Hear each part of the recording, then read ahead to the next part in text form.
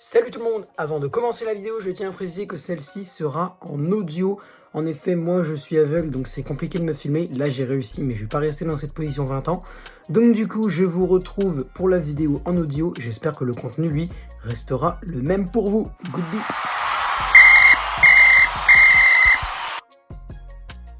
Yo tout le monde, c'est le football à l'aveugle. On se retrouve aujourd'hui pour une nouvelle vidéo, une toute nouvelle vidéo.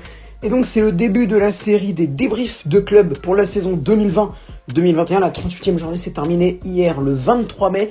Mais si vous regardez cette vidéo le 10 avril 2023, ben ça fait longtemps, hein, c'est très longtemps. On doit être même à la saison 2022-2023. Là ça se trouve Guingamp est remonté, bref, m'en fous. Donc du coup aujourd'hui on va débriefer la saison 2020-2021 de Angers.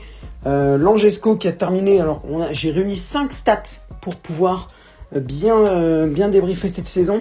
Donc on a le classement final, le meilleur buteur, le meilleur passeur, le nombre de buts marqués dans toute la saison, et le nombre de clean sheets. Alors on va commencer du coup avec le classement général. Les Angevins ont terminé 13e du classement avec 44 points.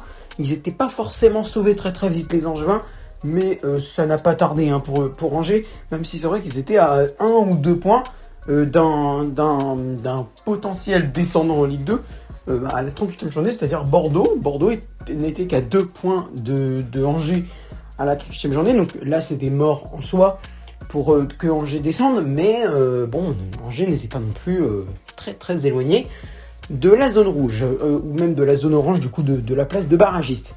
On poursuit avec le meilleur buteur du SCO, c'est Angelo Fulgini, qui a donc terminé meilleur buteur d'Angers avec 7 réalisations. Fulgini qui, à mon avis, va être courtisé par beaucoup de grands clubs, peut-être en Italie ou autre chose. Fulgini, c'est un Italien, c'est un Franco-Italien.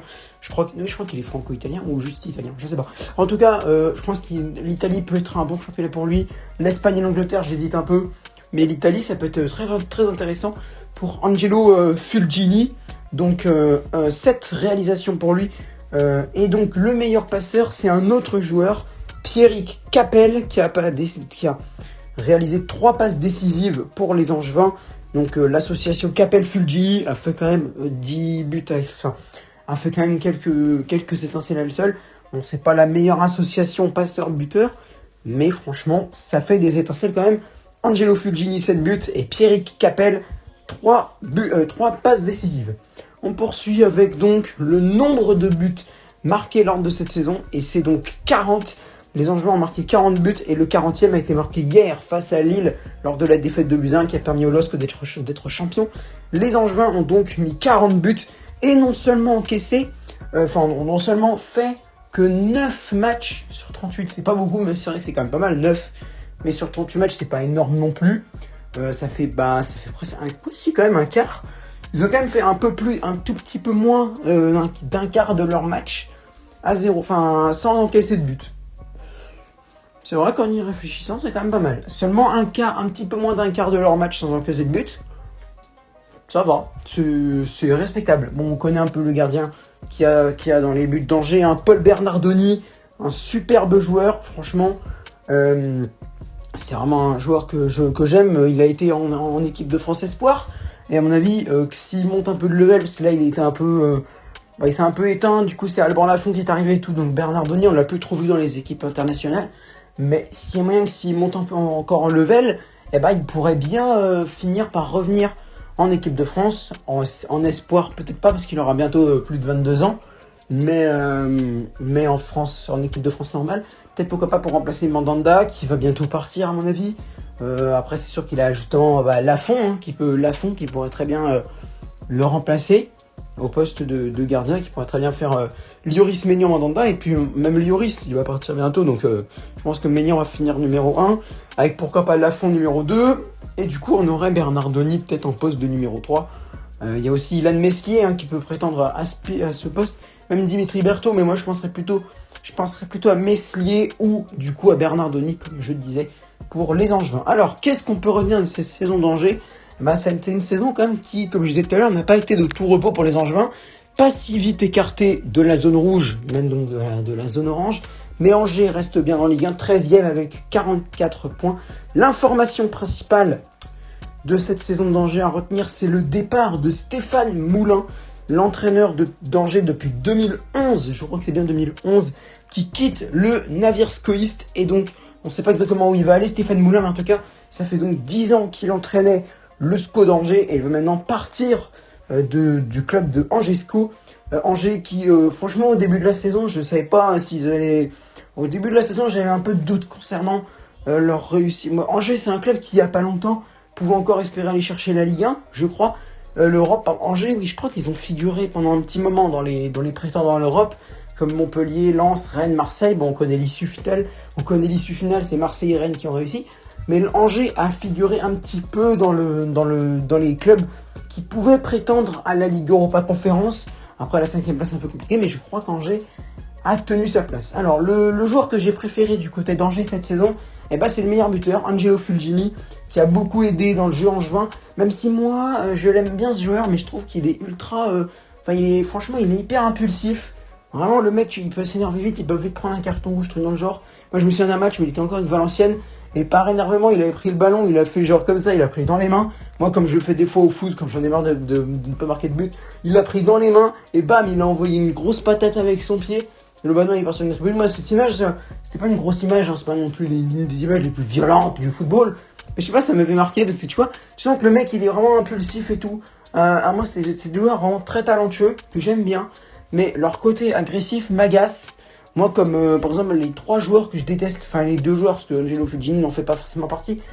Mais tu vois, il y a 2 joueurs que je déteste dans cette catégorie-là, même s'il y en a un qui s'est calmé un peu, et l'autre, vu qu'il s'est blessé, voilà. C'est Sergio Ramos et Yannick Cahuzac. Ces deux-là, je sais pas, ils sont capables de prendre des cartons rouges pour des trucs stupides. Un peu comme Verratti à Paris, mais Verratti, c'est pas violent, enfin, c'est pas violent dans le geste, c'est plutôt violent dans la parole et tout. Vraiment, Verratti, il va faire chier l'arbitre et tout. Mais tu vois, Ramos et Cahuzac, c'est des mecs capables de mettre des gros tacles et tout, machin, d'aller bam et défoncer le joueur. Moi, franchement, oui, d'accord, il y a des foot utiles des fois, mais je suis pas trop fan de cette facette de Sergio Ramos et de Yannick Cahuzac.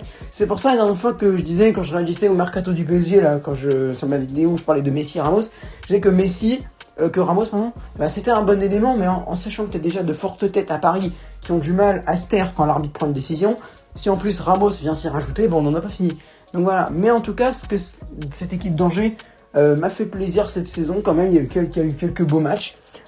Du côté de Angers, ouais, du coup, Angelo Fulgini, meilleur buteur, et aussi mon joueur préféré dans la saison d'Angers.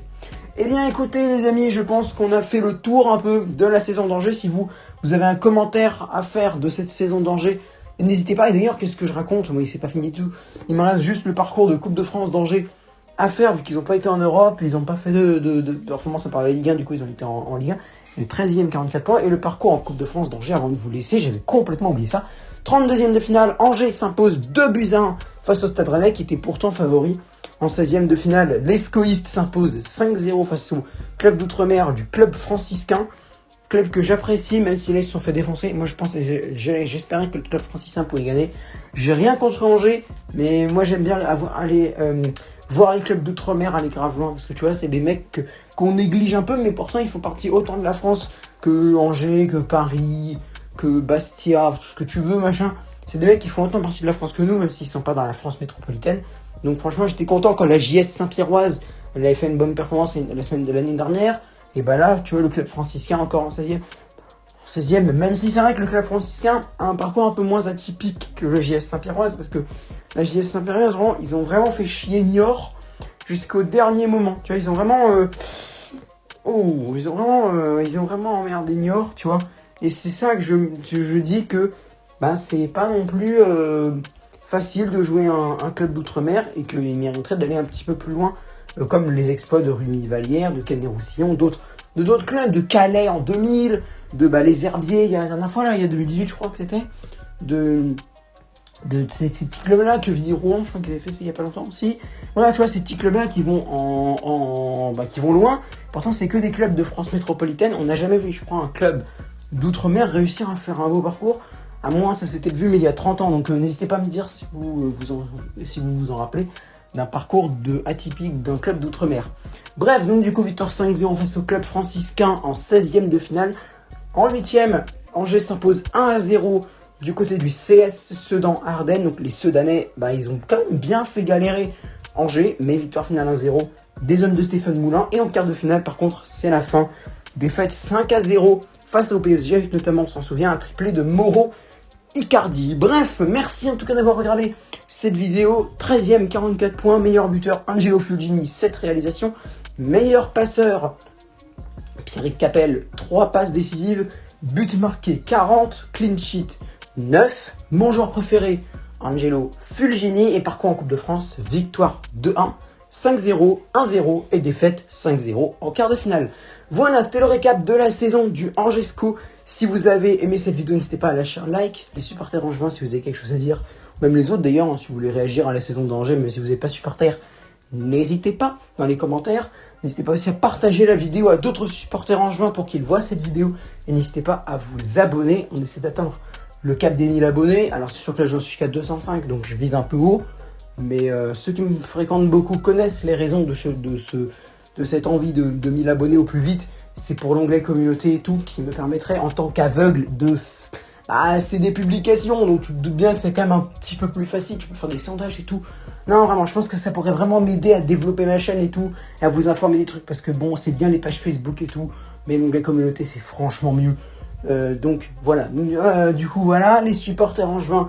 J'espère que vous avez apprécié la vidéo. Et... on se retrouve demain à la même heure ou pas. Ça dépend quand j'arrive à tourner la vidéo. Là, je la tourne à 13h. Donc, voilà. Et demain, je réquisitionne les supporters bordelais pour les Girondins de Bordeaux. Le récap de la saison des Girondins de Bordeaux. Sur ce, c'était le football à l'aveugle. Ciao!